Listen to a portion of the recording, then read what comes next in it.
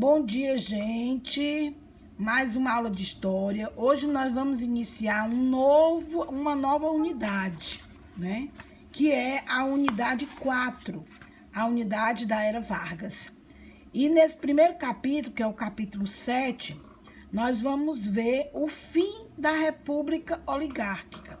Então, durante a Primeira República, houve uma preponderância das oligarquias dos estados de São Paulo e Minas, e em menor grau de participação a oligarquia gaúcha.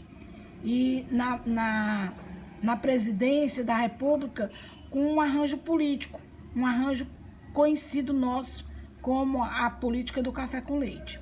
Então, na década de 1920, contudo, o descontentamento das demais oligarquias estaduais, relegadas a um papel secundário na política nacional, passou a ameaçar esse arranjo. As disputas à sucessão presidencial de 1922 mostraram que setores descontentes das elites, como as dos estados do Rio de Janeiro e da Bahia, estavam dispostos a conquistar o protagonismo das instâncias no poder federativo. Aí veio a crise política, né? Então, somou-se a essa crise o colapso econômico, que foi desencadeado pela quebra da Bolsa de Valores de Nova York em 1929. Então, os Estados Unidos em crise reduziram as exportações de café brasileiro, provocando a queda dos preços internacionais do produto, e o impacto desta crise no setor cafeeiro gerou descontentamento entre os produtores e o governo federal. Então, isso era a amostra de que a política do café com leite estava se aproximando do fim. Então, a Era Vargas, ela vai da República Velha, de 1930, até o populismo em 1945, que vai passar pelo governo provisório, por um governo constitucional e por um governo ditatorial chamado Estado Novo. Bom, vamos primeiramente falar sobre o movimento de 1930. Nós vimos que a crise que ameaçou romper o pacto oligárquico nas eleições de 1922 reapareceu nas eleições de 1930. A cisão, o acordo ocorreu quando o presidente Washington Luiz, né, que representava São Paulo, resolveu lançar um candidato paulista, né, ao cargo, né? Então, isso desfez a cisão da República do Café com Leite, né? Porque, no momento, caberia a Minas Gerais indicar o seu sucessor. Então, descontentes com a atitude de Washington Luiz, os mineiros e os gaúchos se aproximaram, reuniram opositores de outros estados na política federal e formaram a Aliança Liberal, né? Que essa composição deu forças e lançou o candidato Getúlio Vargas, do Rio Grande do Sul, e João Pessoa, da Paraíba, respectivamente aos cargos de presidente e vice-presidente. Então, em 3 de outubro de 1930, iniciava-se nos estados de Minas Gerais, Rio Grande do Sul e Paraíba um movimento militar contra o governo federal, na ocasião ocupado por Washington Luiz. E este movimento ficou conhecido como Revolução de 1930, ou simplesmente Movimento de 1930, e levou Getúlio Vargas ao poder a partir de 3 de novembro, impedindo a posse do presidente eleito, Júlio Prestes. Bom, quais foram as principais causas desse movimento? Os movimentos tenentistas de contestação à República Oligárquica. O que era esse movimento tenentista? O tenentismo foi um movimento que representou a reação dos oficiais de média e baixa patente do Exército contra o regime oligárquico e as práticas políticas tradicionais difundidas pelos quartéis do Brasil na década de 20. Suas propostas pregavam os votos secretos, feminino, a moralização política, a reforma do ensino público. Então, os tenentes, eles promoveram levantes no Rio de Janeiro e Manaus, São Paulo, e o seu apoio, no entanto, foi fundamental para a chegada de Getúlio Vargas ao poder. As transformações socioeconômicas, né, que originaram grupos de oposição ao predomínio da oligarquia cafeeira, e a crise do café, provocada pela crise de 1929, que foi a quebra da Bolsa de Nova York. Então, o país ficou praticamente sem conseguir exportar café e o governo não tinha como auxiliar os cafeicultores. Então, muitos foram à falência. O rompimento do domínio de São Paulo e Minas, que foi o fim da política do café com leite, nas eleições de 30. Os dois estados romperam devido às divergências na escolha do presidente Washington Luiz, que optou por Júlio Prestes, que também era um paulista, o modelo fraudulento das eleições e o assassinato de João Pessoa, candidato a vice-presidente na chapa de Getúlio Vargas. Então, aí nós temos o governo provisório, né? Porque, vejam bem, o que aconteceu? Nós vamos ver que, após o movimento de 30, instituiu-se um governo provisório. Ele era composto de representantes da elite estadual vitoriosa, de militares que apoiaram a queda de Washington Luiz, em participar das lideranças, principalmente do tenentismo. Então, Getúlio procurou governar mantendo um certo equilíbrio entre esses dois setores. E, para isso, um dos instrumentos utilizados por ele foi a nomeação de interventores nos estados, né? Que vários deles eram militares. Então, o governo provisório vai de 1930 até 34. O que aconteceu no governo provisório? Primeiro, a eliminação de todas as instituições da República Velha. Que foi isso? Fechamento do Congresso, nomeação de interventores para os estados, suspensão da Constituição. Segundo, as características políticas, a rígida centralização, a utilização dos tenentes como elemento de apoio. E terceiro, a prática econômica, que era a manutenção das compras de excedentes de café para equilibrar a economia. E as queimas a partir de 1931. Quarto, a Revolução Constitucionalista de 1932. O Brasil precisava de uma nova Constituição. Então, o que aconteceu na Revolução Constitucionalista? Houve luta das oligarquias paulistas pela retomada do poder. Houve a questão da ilegalidade como arma de propaganda, o apoio dos setores médios, intelectuais e de estudantes, a criação da Frente Única Paulista, né? Uma aliança entre o PRP e o PD, que eram os partidos, e manifestações públicas e repressões policial, o MMDC, que nós vamos ver o que é o MDC, a luta armada, e o isolamento político e militar de São Paulo, que veio com a vitória das forças varguistas. Então, vamos ver. Quinta, a Constituição do governo Vargas. Primeiro, a legislação eleitoral, depois o voto universal, inclusivo, feminino e secreto, a criação da justiça eleitoral.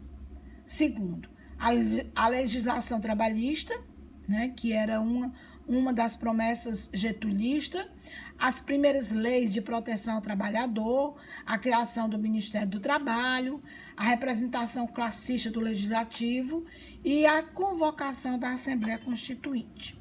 E, enfim, a Constituição de 1934, que aí na Constituição de 1934 fortaleceu-se o Poder Executivo, o mandato presidencial passou a ser de 4 anos, as eleições passaram a ser diretas para todos os cargos, a incorporação da legislação trabalhista e o primeiro presidente eleito na Constituinte, que foi Getúlio Vargas, eleito por aclamação.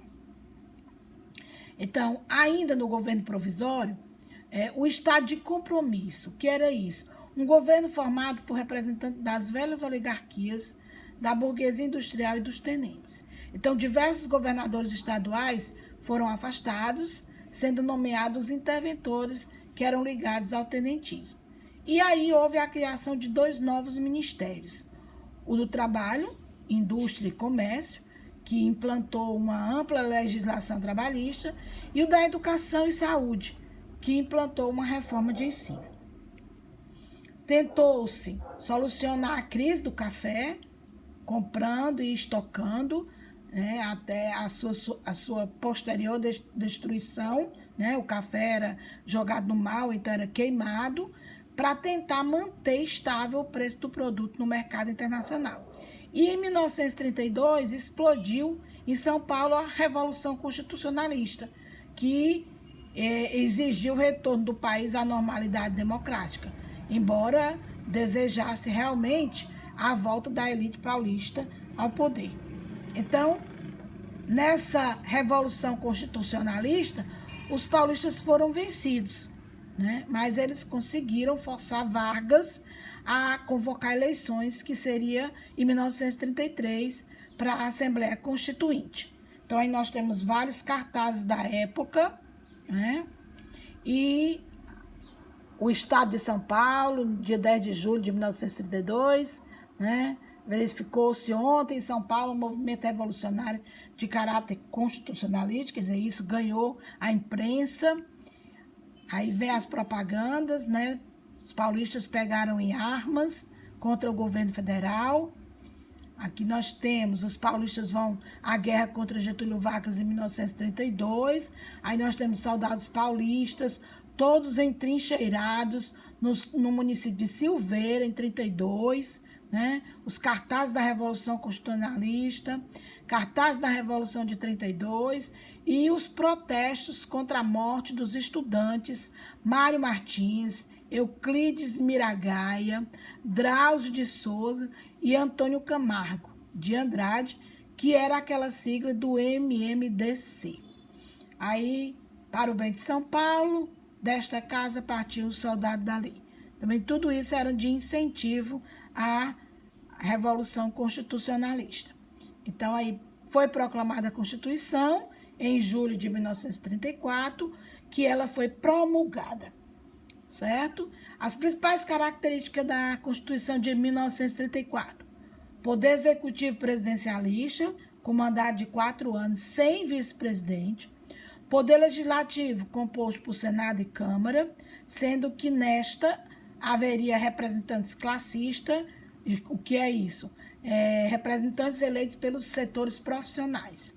Criação das justiças eleitoral e militar, eleições diretas com voto secreto, manutenção do direito de voto às mulheres, que passariam a exercer com a reforma eleitoral de 32, votando pela primeira vez em 1933, na eleição da Assembleia Constituinte, preocupação com a ordem econômica e social, né? E aí o governo constitucional vai ser de 34 até 37, né? Que aí nós vamos ter a polarização ideológica, que é o crescimento das ideias fascistas, da ação integralista brasileira, a aliança entre socialistas, comunistas, liberais e democratas, a Aliança Nacional Libertadora. Aí nós temos a intentona comunista de 1935, que foi a tentativa de rebelião militar sob a liderança do Partido Comunista e o pretexto usado por Vargas para o endurecimento do regime e a decretação do estado de sítio. Então, a campanha sucessória aconteceu com as candidaturas de José Américo de Almeida, Armando de Sales Oliveira e Plínio Salgado. E o Plano Cohen, que foi um suposto plano comunista para tomar o poder, né? Que foi um plano, um golpe, um pretexto forjado por Vargas. Aí vem o governo constitucional, que vai de 34 a 37. Getúlio Vargas foi eleito para o quadriênio de 1934 até 1938, de uma forma indireta, né? Conforme a exceção prevista pela Constituição. Promulgação do Código de Minas e Águas, nacionalizando os recursos minerais no país. Aumento do desemprego, redução dos salários, como consequência da crise de 1929, que se estendeu pelos anos de 1930, provocando manifestações, greves dos proletariados e das camadas médias urbanas. Aí veio a criação de núcleos fascistas e do Partido Fascista Brasileiro, em 1928, com reflexos da expansão das ideias fascistas pelo mundo, né, o totalitarismo da Itália e da Alemanha. E em 1932, o escritor Plínio Salgado criou o principal grupo fascista no Brasil, que seria a Ação Integralista Brasileira, AIB, que defendia um Estado integral, nacionalista, autoritário e anticomunista. E a divulgação de ideias marxistas, embora o Partido Comunista do Brasil, PCB, já existisse desde 1922. Houve a criação da Aliança Nacional Libertadora, ANL, em 1935. Então, a ANL era formada por ex-tenentes reformistas e esquerdizantes, né, liberais, alijados do esquema governamental comunista, socialista e líderes sindicais. Seu presidente de honra era Luiz Carlos Prestes, já nessa época filiado ao PCB. Então, houve o fechamento da Aliança Nacional Libertadora, com o apoio quase total do parlamento e dos integralistas. Por quê? Porque ameaçava os interesses das oligarquias e do capital estrangeiro. Então, a Intentona Comunista, como foi chamada, 1935, que foi uma tentativa de golpe deflagrado no Rio Grande do Norte, no Pernambuco e no Rio de Janeiro, mais rapidamente foi sufocado pelo governo de Vargas. Então, aproveitando-se desse clima tenso, Vargas, com o apoio das Forças Armadas, preparou um golpe de Estado visando continuar no poder. Então, a descoberta seria de uma ameaça comunista, né, através de um suposto plano, o famoso Plano Quem, né? Foi a justificativa utilizada por Vargas para suspender a Constituição e outorgar uma nova. Então, aí nós temos Getúlio falando ao povo, né? Outorgando a Constituição de 37, quer dizer, não foi uma Constituição, né, preparada, foi colocada pelo governo para o povo, ela foi promulgada, criou uma nova estrutura legal, sem alterar o que já se considerava substancial no sistema de opinião, manteve a forma democrática do país, o progresso representativo e a autonomia dos estados dentro de uma linha tradicional da federação orgânica, né, diz o senhor Getúlio Vargas, né? Então, nós temos aí a cópia da Constituição. Então, aí nós temos as principais características dessa Constituição que foi outorgada pelo presidente, né?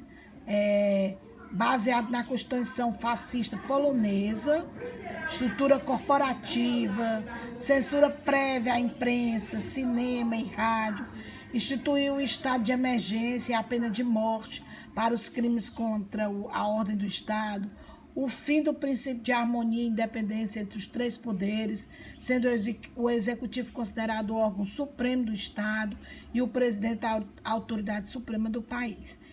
Extinguiu os partidos políticos, houve a restrição da greve do lockout e a organização da Justiça do Trabalho.